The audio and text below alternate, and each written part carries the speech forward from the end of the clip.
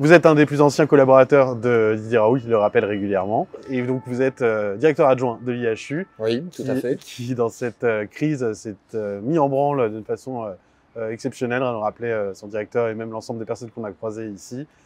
Aujourd'hui, c'est plus calme, mais est-ce que vous pouvez nous donner un retour sur la façon dont il a rempli sa mission depuis 1 an et demi de Covid, même aujourd'hui, alors que le Covid représente une partie oui, je pense que nous avons fait la démonstration, et le bâtiment, je dirais quasiment avec nous, on fait la démonstration de l'utilité profonde de ce type de structure dans le paysage médical et organisationnel en France. Donc c'est un institut qui est dévolu exclusivement et entièrement aux maladies infectieuses. Et effectivement, cet épisode Covid, depuis plus de 18 mois maintenant, a montré l'utilité, de mon point de vue, de ce type de structure dans notre pays, qui a une fonction de surveillance de ce qui se passe en matière de microbes dans les populations et de maladies infectieuses, une fonction bien entendu de soins et d'accueil des patients et du public qui est extrêmement important et de traitement, et puis une fonction de diagnostic qui me concerne plus directement puisque je suis en charge d'une partie du laboratoire de cette magnifique IHU Méditerranée Infection, et plaquer là-dessus des fonctions d'enseignement et de recherche. Donc oui, je pense qu'on sera tous d'accord pour dire que le bâtiment et les personnels de soins et de santé, toutes catégories confondues, ont bien rempli leur mission. Cela a été difficile, on le sait tous. C'est vrai ici, ça a été vrai bien entendu dans l'ensemble des centres de soins en France, mais je dirais que ce bâtiment et le personnel qui ont été, pour le bâtiment, conçus sur le plan architectural et pour les personnels formés pour ce type de choses, eh bien, ont bien rempli cette mission. Les choses sont bien passées. Nous avons eu le soutien de l'ensemble des structures autour de nous, aussi bien l'assistance publique hôpitaux de Marseille, aussi bien pour ce qui lui revenait la faculté de médecine qui est juste derrière nous, donc les structures de recherche et d'enseignement également. Et puis de façon plus générale, je pense, un soutien de la population de la ville, y compris exprimé par les instances locales, départementales et régionales. Ce qui veut dire que ce bâtiment et le personnel sont vraiment bien ancrés, de mon point de vue, dans l'espace régional. En même temps, c'est pas une surprise. Pourquoi on a un IHU Méditerranée Infection ici à Marseille, finalement, plutôt que l'avoir actuellement dans une autre ville de France? Je pense que c'est représenté en partie par cette magnifique fresque qui est derrière nous et que votre public aura l'occasion de voir. Et donc, ce bâtiment s'inscrit dans une histoire de la ville et de la région. On l'a rappelé en aparté tous les deux tout à l'heure et on le rappelle maintenant, Marseille, c'est un port. C'est le principal port qui a été ouvert depuis des siècles sur le sud et sur l'Orient. Et donc, naturellement, ça a constitué Marseille un port d'entrée, un point d'entrée des épidémies qui sont décrites depuis au moins Jules César. Dans la guerre des Gaules, Jules César décrit un phénomène épidémique dont on ne sait pas exactement ce que c'est, mais clairement, il décrit une épidémie autour de Marseille quand il menait le siège, le camp autour de notre ville. Donc ça a été historiquement un point d'entrée des épidémies, et donc du coup les médecins ici, et puis les décideurs politiques et d'organisations sociales ici, depuis 2000 ans, ont mis en place des choses, y compris des hôpitaux temporaires, des hôpitaux permanents. J'espère que vous aurez l'occasion de visiter un petit peu plus la ville pour voir quels sont ces hôpitaux qui conservent la mémoire de ces épidémies, en particulier des grandes épidémies de peste, sur lesquelles on reviendra peut-être. Et donc, encore une fois, ce bâtiment et le personnel s'inscrit profondément, d'une part, dans le territoire et dans l'histoire du territoire, au service du pays. Beaucoup de gens qu'on a interrogés ici, quelle que soit leur mission, nous ont dit que c'était très précieux de pouvoir tout faire ici, oui. De pouvoir faire beaucoup de choses différentes, complémentaires, d'articuler, vous l'avez mentionné vous-même, le soin, la recherche, l'enseignement, etc.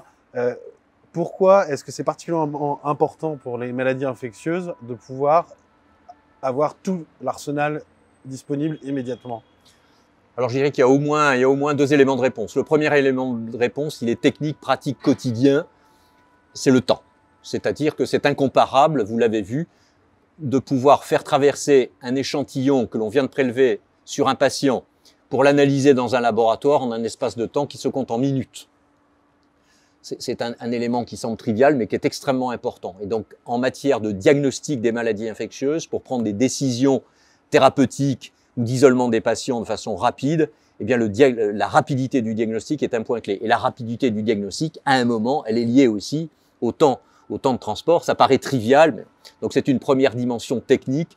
Il est parfaitement évident que des structures qui prennent en charge les maladies infectieuses doivent être intégrées dans cette dimension soins diagnostic qui forme en fait l'ensemble de la dimension soins.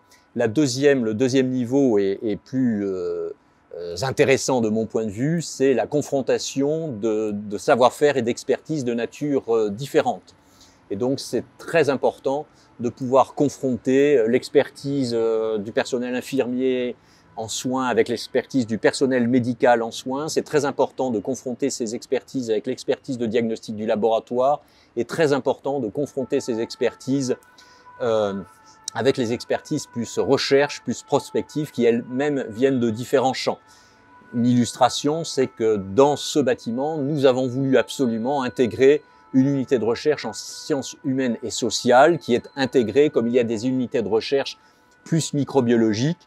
Et vous voyez ce côté intégratif d'expertise qui viennent de différents champs de la connaissance autour du patient en réalité, autour du patient infecté, c'est un point extrêmement important.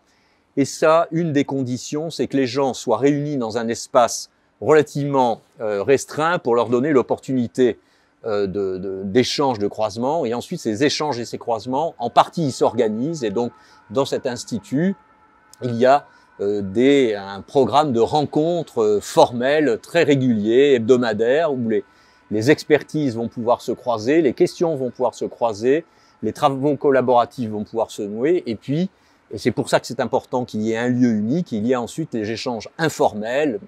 La classique machine à café, c'est vrai. C'est pas simplement quelque chose qu'on voit à la télévision.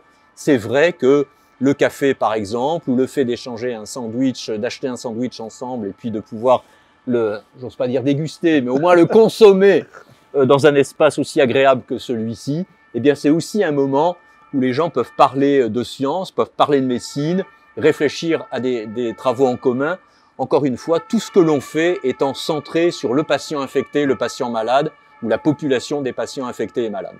Et jusque dans les bureaux, d'ailleurs, on a vu que vous partagiez votre bureau avec d'autres professeurs de spécialités différentes, oui. Qui sont d'ailleurs des bureaux surprenants par leur simplicité, c'est-à-dire un simple bureau partagé. Oui, c'est un bureau partagé, donc effectivement, je partage un bureau avec, je ne sais plus exactement, 4 ou 5 collègues, et puis donc je dirais que j'ai une spécialité qui est plus microbiologie, donc je m'occupe plus directement des microbes, même si je reste médecin. Et juste avant de vous voir, j'avais une consultation médicale, j'ai vu des patients juste avant notre rencontre.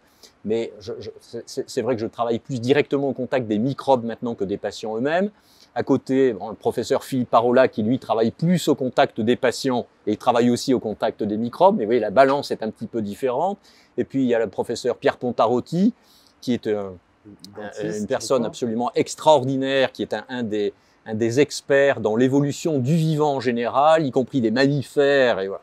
Et donc, vous voyez qu'on est déjà dans un domaine qui est éloigné du soin de Philippe Parola ou de la microbiologie de Monsieur Drancourt. Et puis, il y a le professeur Éric Chabrière, qui lui a une connaissance plus, je dirais, de biophysique, si on doit mettre un mot-clé. Et donc, effectivement, on échange en permanence. Et donc, moi, je sais qu'ils ont un certain nombre de savoir-faire auxquels je peux instantanément accéder. Et je suis conscient, pas assez, de la chance extraordinaire que j'ai, moi, par exemple, d'être dans cet environnement où il suffit, puisqu'on est à côté, de l'interrompre pour lui demander une partie de son expertise. Et ça, c'est quelque chose qui est irremplaçable. Donc, cette fonction-là est une fonction extrêmement importante. C'est très, très important. Ça n'est pas artificiel. C'est vrai que cette capacité à échanger comme ça, instantanément, sans avoir à prendre de rendez-vous, ainsi de suite, c'est quelque chose d'extraordinaire, vraiment d'extraordinaire. Ce n'est pas si ordinaire que ça, et c'est extrêmement productif sur l'interrogation, la capacité de répondre aux interrogations, et donc la connaissance nouvelle acquise, encore une fois, toujours centrée sur le patient infecté, le patient malade infecté. Oui, c'est un modèle auquel le professeur Raoult croit beaucoup, il nous l'a encore confié hier.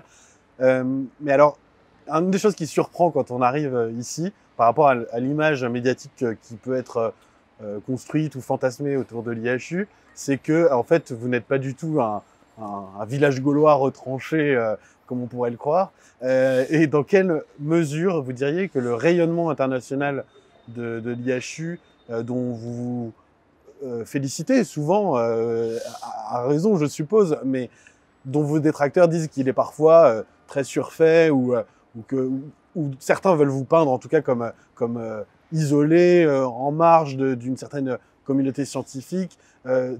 Tout cela, j'imagine que pour vous, c'est l'écume de la polémique, mais la réalité est tout autre pour vous? La réalité est complètement autre. Donc, je viens de décrire une sorte d'ouverture interne, si je puis dire, c'est-à-dire que il y a dans ce bâtiment, je ne sais pas combien, 15, 20, 25 champs disciplinaires qui se parlent quotidiennement ou de façon hebdomadaire, de façon organisée, non organisée.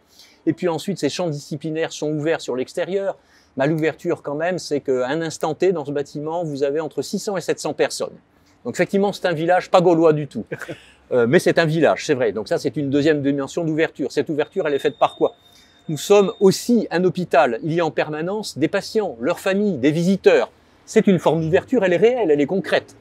Il y a 1 an et demi, les gens qui avaient besoin de fréquenter notre IHU pour des soins, pour des consultations, pour des tests autour de l'infection Covid, étaient là et la file, si vous l'eussiez vu, se prolongeait sur, je sais pas, 800 mètres, pas loin d'1 kilomètre probablement.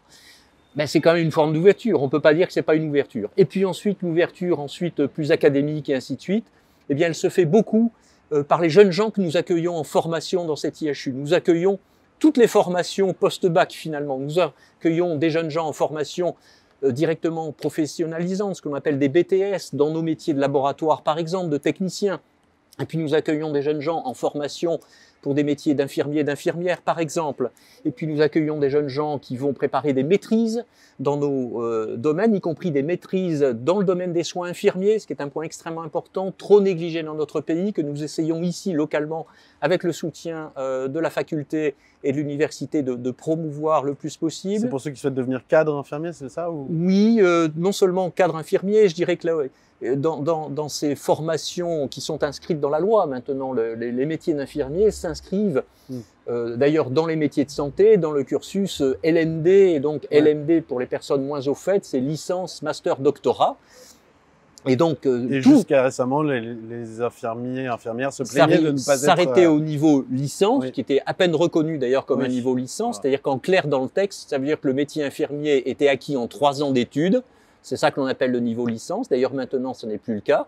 Et aujourd'hui, depuis théoriquement quelques années maintenant de par la loi, ce métier infirmier s'inscrit dans un processus où l'infirmier qui a sa licence, non pas licencié, mais qui au contraire a sa licence pour être employé, ce qui est très différent d'être licencié, a la possibilité d'acquérir des connaissances nouvelles en master, et puis 3 ans de plus pour devenir docteur en soins infirmiers. Alors qu'est-ce que c'est que l'intérêt de ça pour les personnes et puis pour la collectivité? Eh bien c'est que d'une part, sur le plan directement professionnalisant, la personne va acquérir des compétences professionnelles de plus en plus importantes, et donc ça rejoint un peu ce que l'on appelle la filiarisation maintenant des métiers de santé, qui est que maintenant il y a des infirmiers généralistes, si je puis dire, et puis des infirmiers spécialistes dans tel domaine, qui sont spécialisés pour la prise en charge, par exemple, des personnes qui souffrent d'un cancer.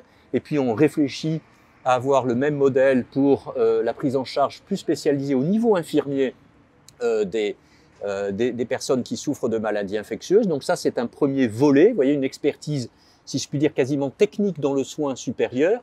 Et puis, plus important encore, une capacité à animer quelque chose qui n'existe pratiquement pas dans notre pays actuellement en soins infirmiers, qui est de la recherche en soins infirmiers. C'est-à-dire être capable de mener, à proprement parler, des projets de recherche, dont j'ai cru comprendre qu'ils sont relativement décriés depuis quelque temps dans la presse, au travers de nos activités de recherche médicale dans l'IHU. Eh bien, nonobstant, nous essayons de continuer à promouvoir la recherche médicale dans ce bâtiment, en particulier de la recherche médicale en soins infirmiers, parce qu'il y a une partie de la recherche en soins infirmiers que personnellement je ne suis pas capable de faire. J'ai beau être professeur à l'université depuis longtemps, docteur en médecine, et ainsi de suite, je ne suis pas infirmier. Il y a une capacité, si vous voulez, à concevoir quelles sont les questions qui se posent dans le soin infirmier que personnellement je ne suis pas capable de faire. Et répondre à ces questions, je ne suis pas capable de le faire non plus. Donc ça, c'est un point extrêmement important. Et pourquoi c'est important d'avoir ça? Parce qu'à terme, l'idée, bien entendu, et on retourne à la pratique, c'est d'améliorer pour la personne souffrante, d'améliorer la qualité des soins, y compris infirmiers, que l'on va faire. Donc voilà ce que l'on fait. On accueille donc d'autres jeunes gens et jeunes femmes en doctorat, en thèse. Et donc ces jeunes gens, et c'est une volonté affichée de notre IHU, ces jeunes gens viennent beaucoup de l'extérieur de notre pays. Pas uniquement, mais beaucoup de l'extérieur de notre pays. En tous les cas, on a un programme volontariste d'accueil des jeunes femmes et des jeunes gens en thèse, des pays extérieurs à la France, et plus volontiers des pays francophones pour tout un tas de raisons. Et donc ça nous donne effectivement, et j'y arrive, une ouverture internationale. Vous voyez, donc l'ouverture, c'est des cercles concentriques, y compris effectivement une ouverture internationale qui est de plus en plus matérialisée par le fait qu'une partie importante de ces jeunes femmes et de ces jeunes gens retournent actuellement dans le pays qui a eu la chance de les voir naître pour faire bénéficier leur structure et leur pays du savoir-faire acquis pendant 3 ans, 4 ans au sein de notre IHU. Et forme un réseau ensuite qui vous permet d'avoir des antennes un peu partout. Exactement, qui forme un réseau qui nous permet à nous de nourrir les travaux collaboratifs, parce qu'en maladie infectieuse, je pense que le Covid est vraiment l'archétype de ça. En maladie infectieuse, il faut que notre pays se préoccupe de ce qui se passe parfois à 5000, 6000 km pour éventuellement anticiper l'arrivée, du fait des flux migratoires des personnes, l'arrivée 3 mois, 6 mois après, et être prêt à. Donc cette dimension internationale, pareil, elle n'est pas artificielle, c'est pas simplement pour le plaisir de faire des rapports qui nous sont demandés, de dire regardez, on a formé tant de personnes, et puis du coup on a des contacts dans tant de pays. C'est opérationnel, c'est fonctionnel, de façon bilatérale, et pour des intérêts partagés pour les différents pays. Ouais. Alors là, vous parlez de rayonnement impulsé, généré par l'IHU. Oui. Mais est-ce que sur le champ académique large de vos pairs, de même niveau, si je puis dire, d'autres grandes institutions dans le monde, vous vous sentez, comme on peut vous l'impute parfois, marginalisé ou pas du tout, c'est très éloigné de ce que vous vivez? Mais comme toujours, si vous voulez, nul n'est prophète en sa paroisse en quelque sorte, et donc c'est vrai que de temps en temps, il y a des difficultés de dialogue ou de compréhension dans notre propre paroisse, notre paroisse étant notre pays, étant la France, avec nos collègues dans notre pays, mais inversement, je pense que cela vous a déjà été dit, et mieux que je ne saurais le dire, mais ce bâtiment abrite avec, je dirais, ses extensions sur la ville, 10 chercheurs qui sont ce qu'on appelle des highly cited people, c'est-à-dire des chercheurs qui ont un rayonnement international, mondial, reconnu comme étant exceptionnel. Et donc ça, c'est un des marqueurs du rayonnement international et qui dépasse en réalité le rayonnement local, qui ne devrait pas aller contre le rayonnement local. Ouais. Simplement, encore une fois, mais il y a parfois des difficultés, il y a de façon évidente des difficultés de dialogue ou de compréhension mutuelle avec des collègues de même spécialité ou d'autres spécialités, puisque maintenant tout le monde s'est intitulé infectiologue depuis 1 an et demi, d'après ce que j'ai cru comprendre. Donc, il y a parfois des difficultés de langage, de compréhension, d'objectifs partagés, de reconnaissance d'ailleurs des expertises mutuelles. Mais ceci n'existe pas du tout au niveau international. Donc, une structure comme ça, si vous voulez, on est, allez, il y a, je sais pas, entre 5 et 10 structures comparables dans le monde. Il n'y a pas du tout de jalousie, je dirais, parmi ces 5 ou 10 structures. Au contraire, singulièrement pour les structures des pays dits émergents, en particulier d'Afrique de l'Ouest, il y a au contraire des liens renforcés mutuels sur ce type de structure, par exemple en Afrique de l'Ouest. Ouais. Et les chercheurs les plus cités, est-ce que c'est vraiment un indice sans doute nécessaire, mais est-ce que c'est vraiment un indice suffisant de la qualité et du rayonnement de la science, puisque la quantité ne fait pas tout. Vous savez mieux que personne qu'on l'a souvent reproché à l'IHU de faire du volume. Oui, mais je ne suis pas d'accord. Parce qu'il n'y a que ceux qui ne font pas du volume qui décrivent le volume. C'est-à-dire, en clair, au bout d'un certain temps, si vous voulez écrire un papier, même lorsqu'on s'appelle Didier Raoult, c'est des heures de travail. Et publier un papier, surtout par les temps qui courent, c'est des heures de travail, du travail d'une intelligence extrême, quel que soit le papier. Et donc, je ne suis pas d'accord sur cette histoire de volume. Je ne suis pas d'accord. Je pense que le volume est extrêmement important. C'est comme ça. C'est-à-dire que quand même, plus il y a de volume de papier, plus il y a de connaissances qui est portée. Qu'est-ce que c'est qu'un article médical? Un article médical, en première ligne, c'est pas pour l'ego de la personne. En réalité, l'ego de la personne, elle est demandée par les structures, en fait. C'est ça. C'est parce que pour y compris assurer la promotion des plus jeunes, eh bien, on va regarder, y compris quel est le volume de choses. Mais au départ, un article médical, comme l'article que vous allez finalement écrire peut-être à un certain moment. Qu'est-ce que c'est que votre article, dans le fond? Eh bien, votre article, c'est de porter à un certain public une connaissance nouvelle que vous aurez mis en forme, que vous aurez réfléchi. Un article médical ou scientifique, c'est exactement de même nature au départ. C'est porter à un public, simplement le public n'est peut-être pas strictement le même, mais c'est porter à un public une connaissance nouvelle qui n'était pas connue avant, ou bien de temps en temps une connaissance acquise et la remettre en perspective, en actualité, et ainsi de suite. C'est ça un article fondamentalement.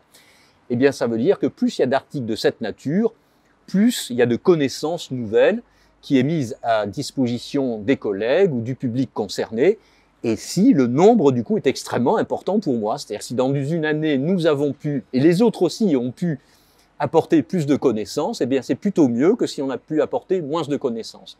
Ensuite, deuxièmement, la qualité de la connaissance, je vais vous dire, c'est de mon point de vue présomptueux. C'est présomptueux. Parce que la qualité de la connaissance, actuellement, elle se mesure de façon indirecte par le fait que, au lieu de publier dans François ou dans Le Monde, j'aurais publié dans ce qui ne m'est jamais arrivé, pour être très clair, dans un pour l'instant. Non, mais pour ce que je vais dire après, ça ne m'est jamais arrivé de publier dans Nature, par exemple. Voilà. Et donc, c'est ça qu'on appelle la qualité. Et c'est présomptueux parce que, je vais vous dire, personne ne sait à l'instant T quelle sera la connaissance vraiment utile dans 6 mois, dans 3 ans. Ouais. Et donc, il ne faut mépriser aucun papier. Et je ne suis pas d'accord pour dire, à la limite, qu'il y a des petits papiers et des grands papiers.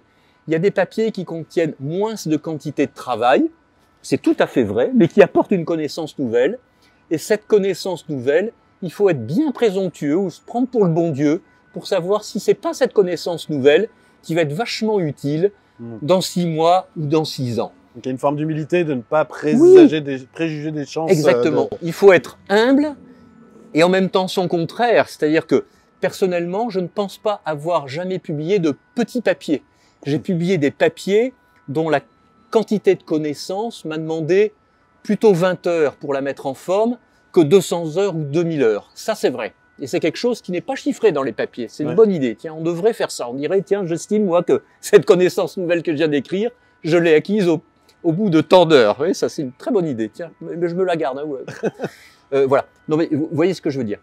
Et voilà. Donc, c'est ça qui me semble important. Donc, il n'y a pas de petit papier, parce que dire que ce papier est petit, bah, peut-être qu'on aurait dit il y a encore 4 ans que quelqu'un qui a fait un petit papier sur Corona, finalement, c'était un petit papier. Et peut-être qu'aujourd'hui, ce petit papier, c'est quelque chose qui est extrêmement important parce que c'est sur cette petite connaissance que une partie du travail prospectif, je sais pas quoi, de mise au point de médicaments, ainsi de suite, est basée aussi. Ouais.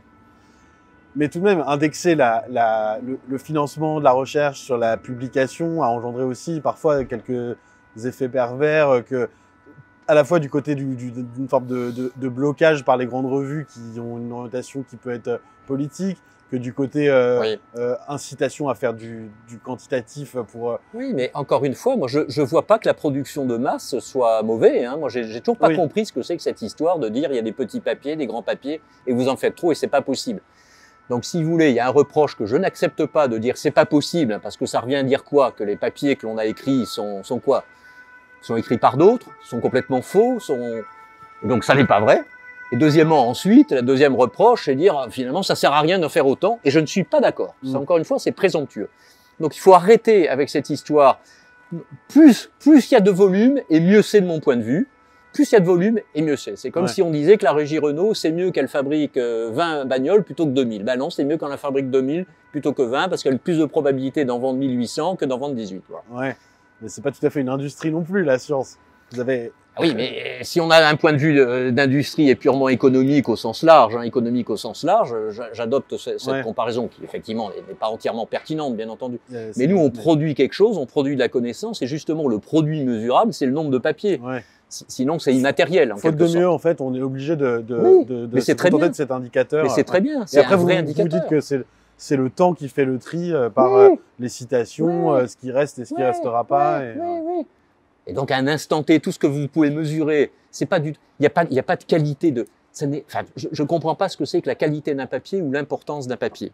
Encore une fois, la seule chose, à la limite, effectivement, qui n'est pas mesurée actuellement, c'est combien il y a eu de temps de travail partagé, parce qu'en général, on est plusieurs à écrire un papier, combien il y a eu de temps de travail partagé pour aboutir à ce papier-là. Ça, c'est vrai que c'est une bonne idée, c'est quelque chose qui n'existe pas.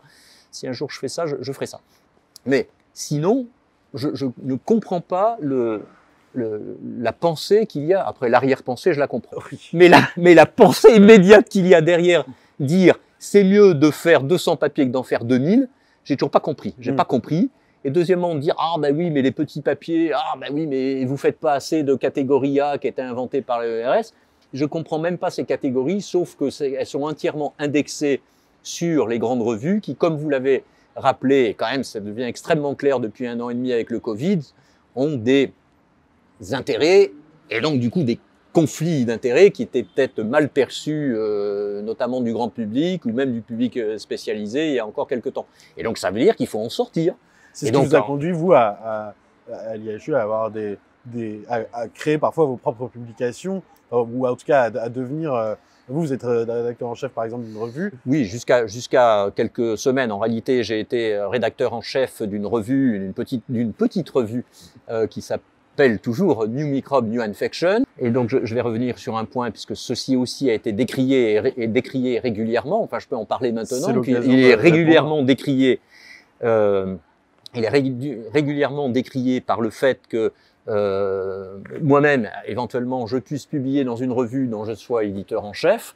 Là aussi, je comprends très bien l'arrière-pensée, je ne comprends pas la pensée. Au contraire, de mon point de vue, il y a un modèle qui est le seul modèle que j'ai vu tenir la route depuis 2 ans dans le modèle de l'édition médicale et scientifique, c'est ce que j'appelle le modèle académique.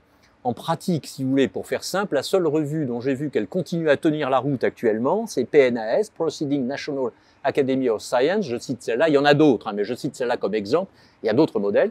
Eh bien, Proceeding National Academy of Science, c'est une revue scientifique qui est adossée à une académie. Et ça, c'est un modèle, et c'est le seul modèle que j'ai vu tenir la route depuis 1 an et demi. C'est-à-dire que, à ma connaissance, et probablement à la connaissance des autres, ce qui a été publié dans PNAS depuis 1 an et demi, depuis 2 ans, continue à tenir la route, n'a pas été décrié par aucun bas conflit d'intérêts. Après, il peut y avoir des conflits d'intérêts un peu intellectuels, mais il n'y a pas de bas conflit d'intérêts. Et donc, de mon point de vue, au contraire, ce qu'il faut réfléchir, c'est ce que je faisais un petit peu dans New Microbe Infection, mimer de façon extrêmement modeste, tout petit que je suis, de mimer ça sur notre IHU et au contraire d'avoir un journal académique qui soit adossé, nous ne sommes pas une académie, mais adossé à un institut. Mais de la même façon qu'il y a en France une publication adossée à l'Institut Pasteur depuis la fin du 19e siècle. Et au contraire, je trouve que c'est un modèle d'édition scientifique qui est le seul modèle que j'ai vu tenir la route, qui n'a pas trop souffert depuis. Donc au contraire, je trouve que c'est un très bon modèle et on n'a jamais fait le reproche à Pasteur de publier dans le journal de l'Institut Pasteur, à ma connaissance, et on n'a jamais fait outrage au découvreur, au monsieur qui a découvert tout ça, qui s'appelait Alexandre Yersin, de publier dans les annales de l'Institut Pasteur, institut qui payait les travaux de recherche médicale de monsieur Yersin. J'ai jamais vu qu'il soit décrié. Et donc, je comprends l'arrière-pensée, qui est de critiquer ce que l'on fait, mais je ne comprends pas la pensée. J'ai jamais vu quelqu'un qui s'arrêtait, réfléchir, mais dire, finalement, est-ce que ce modèle-là, c'est aussi un modèle pour l'avenir? Ouais. C'est un des modèles, je dis pas que c'est le seul, mais je continue à penser et à dire, du coup, devant vous, que le modèle d'édition scientifique, médicale, autour d'un institut, autour d'une académie, c'est un bon modèle pour aujourd'hui et pour quelque temps encore, au contraire. Merci d'avoir répondu à ces questions qui sont parfois récurrentes. Je voudrais revenir sur au-delà de l'IHU en général, sur votre travail en particulier. Vous travaillez sur différents sujets, sur le microbiote, les mycobactéries, les diagnostics, vous l'avez rappelé tout à l'heure, mais il y en a un qui nous intéresse en particulier, dont on avait prévu de parler, qui est la paléomicrobiologie. Oui. Alors, en gros, c'est la science appliquée au secret de l'histoire. Oui, alors pour être là aussi simple, en réalité, cela correspond à faire avant tout du diagnostic de maladies infectieuses, non pas sur personnes vivantes, mais sur personnes décédées il y a X années, le X pouvant être, pour notre record ici à l'IHU, 4500 ans. Ah oui. Bien.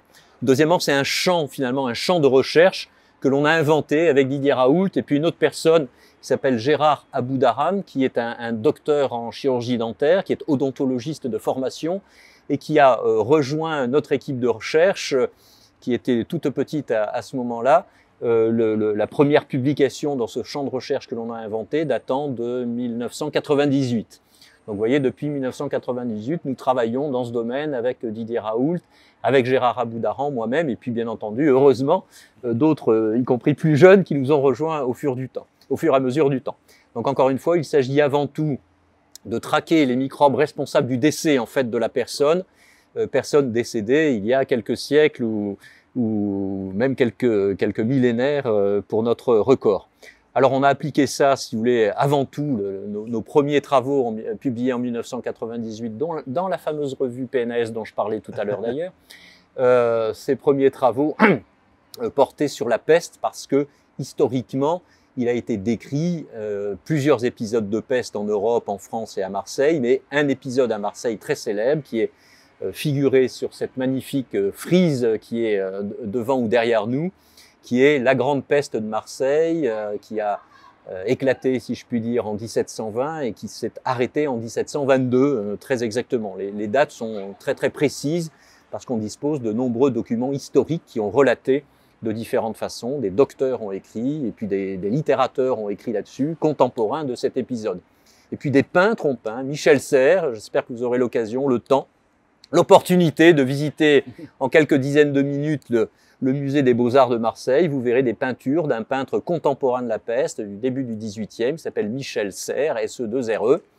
Et ce Michel Serres a peint finalement ce qu'il voyait sous ses yeux, c'est des quasi-photographies de la peste à Marseille, où les gens qui connaissent notre ville reconnaissent immédiatement dans quel quartier Michel Serres a peint et ainsi de suite. Bref, donc ce grand épisode très bien documenté par l'iconographie, par les textes, nous a intéressés. Et donc ce qui s'est passé au début de l'histoire, c'est que nos amis et collègues du laboratoire d'anthropologie, juste derrière nous à la faculté de médecine, sont venus nous voir un jour, nous étant donc Didier Raoult et moi-même et Gérard Aboudarham.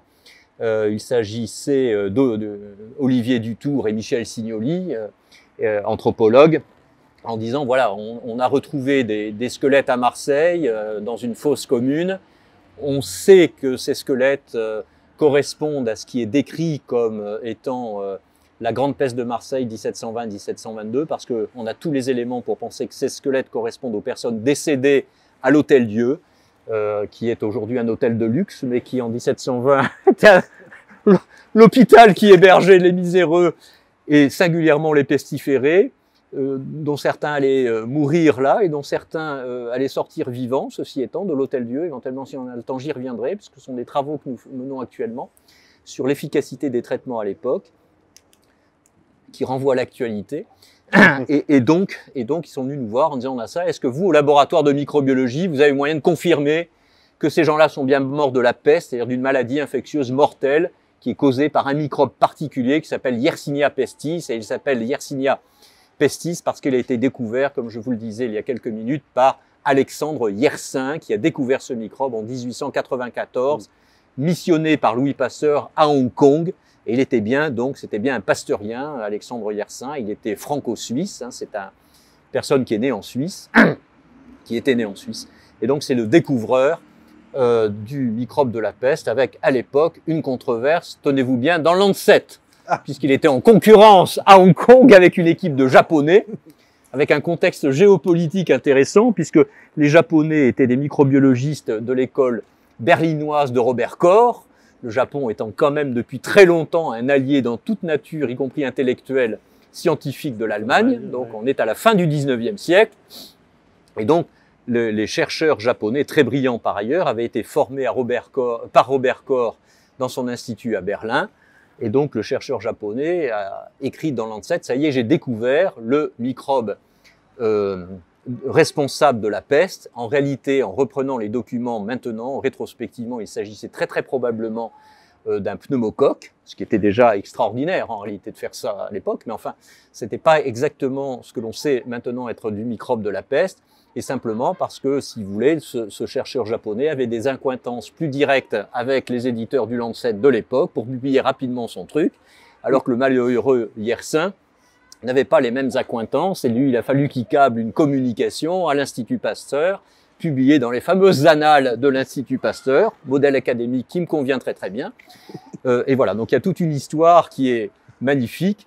Bref, on a travaillé là-dessus. Rien n'a changé, donc. Voilà, non, rien n'a changé. Les choses se répètent simplement avec des noms de personnes différentes, mais les conflits intellectuels et les façons de faire et les petites magouilles sont toujours les mêmes en réalité. Il y a éventuellement que l'échelle de temps, parce que pour câbler, c'était un peu plus long que d'envoyer un mail par Internet, mais il s'en fallait de quelques heures en réalité. Mais sinon, si vous voulez, les conflits intellectuels et les conflits d'intérêts intellectuels, qui sont en réalité une vraie question, les conflits d'intérêts intellectuels, l'accès à la publication, l'accès à, effectivement, à une côté de gloire. On a effectivement, on l'évoquait tout à l'heure, un ego, mais cet ego, il est positif. Il faut le prendre comme un élément moteur de notre travail. Ouais. C'est comme ça. Ça fait partie c'est un élément moteur. C'est pas du tout un élément négatif. Au contraire, c'est quelque chose qu'il faut cultiver. Je pense que Didier vous l'a dit. Il ne faut pas mépriser les chercheurs. C'est comme si on méprisait le type qui a gagné en Formule 1 ou un chanteur célèbre. Ça n'a pas de sens. Bon, ben ça fait partie du jeu et c'est un des moteurs de notre travail. C'est vrai qu'on est content de publier un très beau travail et voilà. Et donc voilà. Donc ce sont les premiers travaux que l'on a fait. Donc on a été les premiers à mettre en place des outils de laboratoire permettant de traquer les vieux microbes, en l'occurrence Yersinia pestis, dans des restes humains anciens. Et on a étendu ça ensuite à d'autres microbes, d'autres maladies infectieuses mortelles. Et on a étendu ça ensuite aux restes animaux, puisque, on vous l'a peut-être dit, un des thèmes d'expertise, un des pôles d'expertise de notre IHU, c'est ce qu'on appelle les zoonoses, c'est-à-dire les maladies infectieuses qui passent, si j'ose dire, de telle ou telle espèce animale vers les populations humaines. Et le SARS-CoV-2 en est peut-être aussi une très bonne illustration en réalité. Donc c'est un pôle d'expertise cultivé depuis très longtemps dans l'IHU ou les structures de recherche qui l'ont précédé avec Didier Raoult. Et donc, du coup, on a décliné ça aussi en matière de paléomicrobiologie en travaillant sur des restes animaux anciens aussi. Et alors, pourquoi c'est par les dents en fait, les microbes sont restés dans les dents, c'est pour ça que vous avez un spécialiste de... Oui, alors effectivement, bon, après, au départ, pour tout dire, c'était une sorte de galéjade, comme on peut dire à Marseille, qui est que Gérard Aboudaran, qui était jeune à ce moment-là, qu'il est toujours, mais un petit peu moins, comme nous tous. Et donc, Gérard Aboudaran, donc vous voyez, on est en 1997, bien qu'on parle de faits du 18e. Gérard Aboudaran était à la recherche, souhaitait à ce moment-là reprendre un cursus universitaire d'enseignement et de recherche en parallèle de son activité libérale qu'il avait et qu'il a poursuivi en odontologie. Et donc, il souhaitait passer ce que l'on appelait à cette époque-là un DEA, que l'on appelle aujourd'hui un Master 2, eh bien, il souhaitait donc passer son Master 2, et donc ça a été une sorte de galéjade, puisqu'en même temps, les anthropologues sont venus avec des squelettes et des dents, en même temps Didier Raoult, et en même temps, Gérard était à la recherche d'un sujet, et donc Didier lui a dit un peu en galéjade, bah, tu vas t'occuper de la peste des dents. C'est exactement comme ça que c'était. Donc la peste des dents, et je trouve que c'était un truc un peu génial. Et donc, effectivement, en fait de peste des dents, en réalité, on a travaillé sur ce qu'il y a à l'intérieur de la dent, qu'on appelle la pulpe dentaire. C'est ça qui nous fait mal quand on a une rage de dents. C'est la pulpe, en réalité, est très innervée. Et donc, on a travaillé là-dessus. Et ça continue à être une source de connaissances extraordinaires parce que dans la pulpe, si vous voulez, il y a une goutte. La pulpe, en réalité, contient une goutte de sang au moment du décès de la personne. Et donc, du coup, vous pouvez connaître tous les microbes qui étaient dans le sang à ce moment-là. Et en général, quand quelqu'un décède d'un microbe, d'une maladie infectieuse, ce microbe est dans le sang au moment du décès. Ouais. En général, pas toujours, mais en général, pour caricaturer un tout petit peu. Et donc, du coup, on a compris petit à petit que là, on avait un tissu, un organe extraordinaire pour travailler sur les causes infectieuses des décès des personnes décédées il y a quelques siècles ou quelques millénaires. Mais alors, à part justement la galéjade ou le plaisir du chercheur et de l'historien qu'il y a à explorer, par exemple, la dent de Le Caravage et la découvrir dans quel état médical, quelques siècles après, faire son bulletin de santé au moment de son décès, une sorte d'autopsie tardive, à part ce plaisir intellectuel, quel intérêt pratique ou prolongement actuelle ces recherches font-elles? Oui, tout à fait. Alors, je reviens quand même sur le premier point, parce qu'encore une fois, c'est un moteur extraordinaire, c'est la curiosité. Bien sûr. Et c'est comme ça, et c'est irréductible. Oui. Et donc, si on n'a pas la curiosité, il faut faire autre chose, en quelque sorte. Il faut aller vendre des tomates sur le Prado. Bon. Donc, nous, on a cette curiosité, on a le goût de la connaissance nouvelle, c'est la curiosité, on a un enthousiasme pour ça, et donc on est prêt à passer des heures et des heures, des heures à la paillasse au laboratoire, et puis des heures et des heures à écrire un beau papier après, qui sera un grand papier, comme on l'a dit tout à l'heure. Très bien. Donc, on a le goût de ça, et ça, c'est la curiosité, et c'est comme ça, on peut pas se refaire. Il y a des gens qui sont curieux de ça, des gens qui sont curieux d'autre chose, et puis des gens qui sont pas curieux du tout. Et c'est quand même 80% de la découverte, c'est ça quand même. Et deuxièmement, les retombées, mais qui viennent en deuxième ligne, eh bien, c'est des connaissances nouvelles que l'on doit pouvoir appliquer aux situations actuelles. Si on continue sur le fil conducteur de la peste est une maladie infectieuse en Europe au XVIIIe siècle, c'est une maladie infectieuse dans certains pays du monde en 2021. Les deux endroits où ça continue à se passer essentiellement aujourd'hui, c'est Madagascar, et puis un deuxième pays d'Afrique, c'est la République démocratique du Congo, et en réalité, il y a quelques autres pays dans lesquels il y a toujours des personnes qui souffrent de la peste. Et donc, on a acquis, au travers de ces travaux sur les squelettes anciens, les dents anciennes, ainsi de suite, des connaissances nouvelles, je dirais, concernant le cycle naturel du microbe Yersinia pestis dans la nature avant d'arriver aux populations, et ensuite sa transmission dans les populations. Et ces connaissances nouvelles, ce sont des connaissances que l'on peut et que l'on doit appliquer à la peste aujourd'hui dans les pays où ça se passe. Deux exemples de connaissances nouvelles que l'on a acquises, ou pour être très honnête, que l'on a réactualisées. Et je vais y revenir.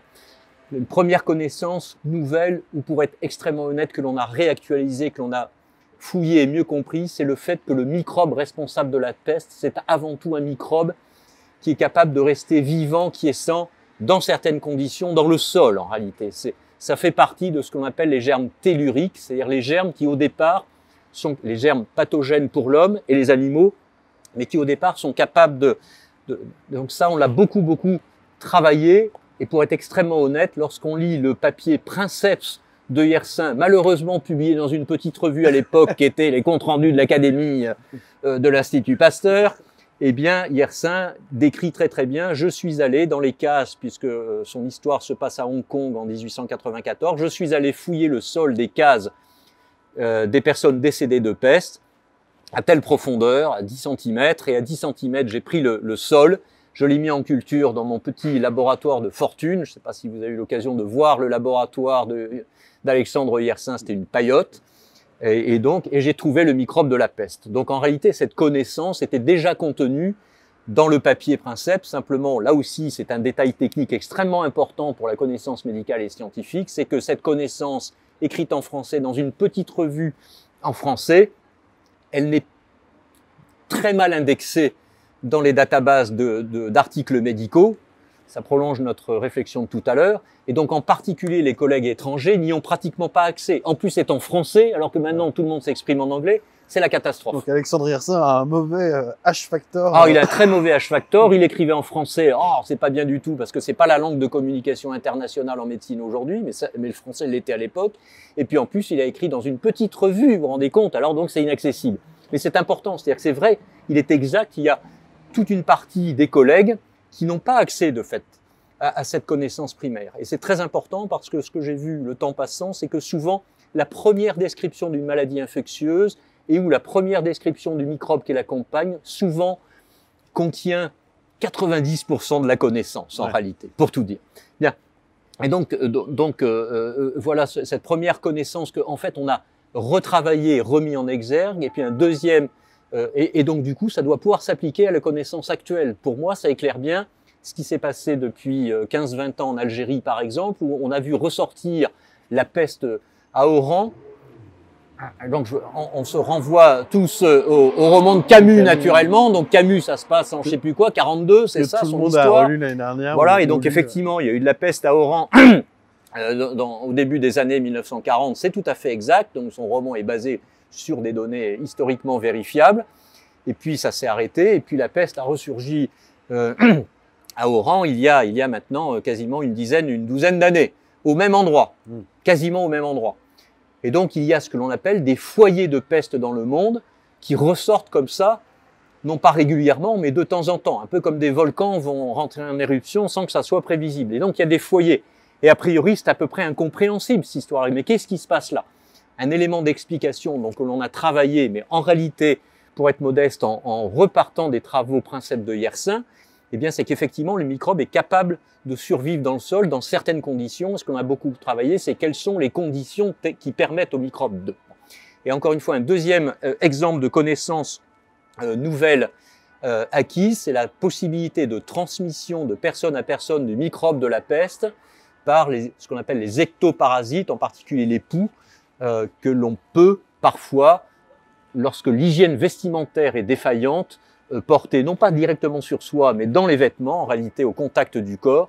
Et on a tout un faisceau d'arguments pour montrer que très probablement les poux de corps ont joué un rôle déterminant dans l'explosion des épidémies de peste, par exemple à Marseille au XVIIIe siècle. Et ça aussi, c'est une connaissance nouvelle qui doit être fonctionnelle aujourd'hui, parce que ça veut dire que pour maîtriser une épidémie de peste, eh bien, s'il y a des poux, il faut avant tout maîtriser l'épidémie de poux, ce que l'on sait faire par ailleurs. D'accord, donc en fait, on a encore à apprendre d'échantillons de plusieurs siècles. Tout à fait, on a encore des questions posées sur le cycle naturel de ce microbe particulier, donc il nous reste quelques questions, et on peut trouver des éléments de réponse, peut-être pas exclusivement, mais on peut trouver des éléments de réponse en travaillant sur comment ça s'est passé, y compris à Marseille en 1720-1722. Et est-ce qu'au fond, on a encore des nouvelles épidémies, des nouveaux microbes? Vous aviez dit dans une intervention qu'on avait en réalité que des clones à l'infini d'anciens microbes. Oui, enfin, il y a au moins deux éléments. Il y a trois éléments en réalité. Premièrement, les microbes, comme le reste, c'est du vivant et ça bouge. Donc, dans ce sens-là, oui, il peut y avoir des nouveaux microbes, c'est-à-dire que par des mécanismes génétiques plus ou moins brutaux, plus ou moins au contraire lents et progressifs, les microbes évoluent. Et finalement, un microbe tel qu'il est aujourd'hui ne sera pas strictement le même dans, j'en sais rien, moi, 3000 ans. Et on pourra considérer dans 3000 ans, par rapport à ce qu'il est aujourd'hui, c'est un nouveau microbe. Bon, ça, c'est une première dimension qui est temps dépendant, chaque microbe ayant son propre temps. Le SARS-CoV-2 a son temps à lui, qui n'est pas du tout, il bouge tous les 15 jours. Ça n'est pas le temps d'Yersinia pestis, par exemple. Voilà. Donc chaque microbe a son propre tempo, et ainsi de suite. Mais de ce point de vue-là, les changements génétiques dans le microbe, si on prend une échelle de temps assez grande, peuvent aboutir à un nouveau microbe, en quelque sorte. Voilà. Ça, c'est une chose. Donc ça, c'est un élément de nouveau microbe. Donc oui, dans ce sens-là, il faut s'attendre à découvrir des nouveaux microbes, et ça ne va pas s'arrêter. Et bien, le deuxième élément, ensuite, c'est qu'il y a des microbes qui sont présents à l'instant T depuis des centaines de milliers d'années, plus probablement en millions, voire plus d'années, et qui ne sont pas connus de l'homme à l'instant T. Donc ça va constituer aussi une catégorie de nouveaux microbes aujourd'hui. Des microbes qui sont là autour de nous, mais que pour l'instant je ne connais pas, et dont singulièrement je ne connais pas le rôle pathogène possible. Donc l'existence n'est pas nouvelle, mais la rencontre avec l'homme qui crée potentiellement... Ce qui est nouveau, c'est toujours pareil, c'est la connaissance. Ouais. La connaissance, et comme je pense que Didier Raoult et d'autres ont pu vous le dire, nous pensons beaucoup dans cet institut que cette connaissance, elle est beaucoup drivée par les outils technologiques nouveaux qui sont mis à notre disposition. Le fait d'avoir, comme vous l'avez peut-être vu, un nouveau microscope électronique qui a ses qualités nouvelles et ainsi de suite, eh bien, nous donne inévitablement un accès à une connaissance nouvelle. C'est pas possible, hein, si on prend l'exemple des jumelles et de la longue vue. Avec des jumelles, vous avez une connaissance du monde autour de vous. Si vous achetez maintenant un télescope, hein, si la jumelle, bon, vous allez voir la Lune, vous allez voir Saturne et ainsi de suite, mais point barre. Si vous avez un télescope, vous allez commencer à voir des nébuleuses que vous ne verrez pas la jumelle. Donc un instrument technologique nouveau apporte, c'est impossible que ça n'apporte pas une connaissance nouvelle. Et c'est quelque chose que l'on cultive beaucoup. Vous l'avez vu, on essaie d'acquérir des machines nouvelles. Là aussi, on nous en fait parfois le reproche. On dit, mais c'est pas pour le plaisir. On n'a pas le syndrome de Diogène ici. On n'accumule pas des machines simplement pour avoir des machines autour de nous qui se terminent en cadavre à la fin. Pas du tout.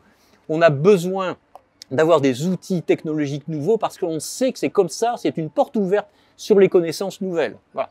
Donc ça, c'est un point important. Et le deuxième point là-dessus, c'est qu'on aime bien en plus les dévoyer, éventuellement les détourner. C'est-à-dire qu'une machine qui nous a été vendue pour faire tel travail, on essaie toujours de lui faire ce travail-là, mais de voir si on peut pas lui faire autre chose à notre idée à nous aussi. Et ça aussi, c'est une source de connaissances merveilleuse, de dévoyer les technologies, c'est quelque chose de truc, et on ne peut dévoyer que si on a des questions et voyez quelque chose dans la tête avant. On ne peut pas dévoyer. Le dévoiement par hasard, ça n'existe pas par contre. Donc voilà, donc ces machines, au sens large, au sens très large, y compris des logiciels de traitement d'information, ainsi de suite. Donc tout ça, c'est un point extrêmement important pour la connaissance nouvelle. Et pour conclure, est-ce que vous diriez qu'aujourd'hui, à l'IHU, mais aussi ailleurs dans le monde, vous êtes à l'aube, au seuil d'une grande étendue de nouvelles connaissances en termes de maladies infectieuses, ou est-ce qu'on va arriver à un moment à un plafond Alors, je ne sais pas répondre dans l'absolu à votre question parce que je ne suis pas le bon Dieu et donc, par définition, je ne sais pas ce qui reste à connaître et ce qui se passera. Mais enfin, bon, c'est sûr que, encore une fois, un point clé, c'est la curiosité. Un deuxième point clé pour moi, c'est la mise à disposition d'outils intellectuels et d'outils technologiques pour satisfaire cette curiosité. Un troisième point clé, c'est que cette curiosité n'est pas entièrement gratuite. Encore une fois, dans notre Institut de maladies infectieuses, cette curiosité, à la fin, elle bénéficie, elle doit bénéficier, elle bénéficie effectivement à la personne malade, à la personne infectée ou à la population des personnes infectées. Et un quatrième point, c'est que, encore une fois, on s'inscrit, ce bâtiment, les gens qui travaillent dedans, en réalité, ont la conscience, je pense, de s'inscrire dans une histoire qui est une histoire avant tout régionale, mais qui en réalité est une histoire du pays et même au-delà.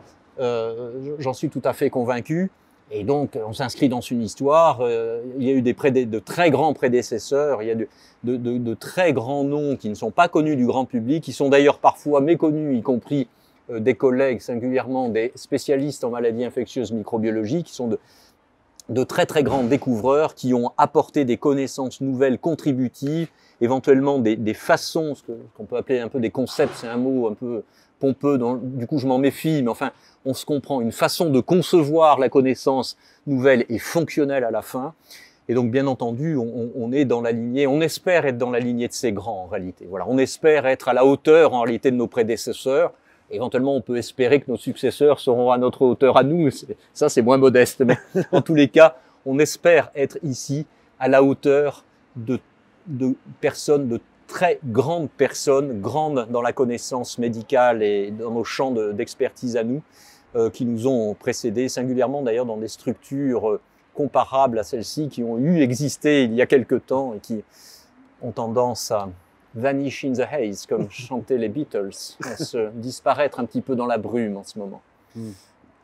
Merci beaucoup, Michel Dancourt. Merci, professeur, de nous avoir permis de retracer la petite histoire dans la grande. Voilà. Et d'avoir parce que la vie c'est comme ça. Et d'avoir expliqué l'ampleur de vos travaux multidimensionnels. Merci à tous d'avoir suivi cet entretien essentiel et à bientôt sur francesoir.fr. Au revoir.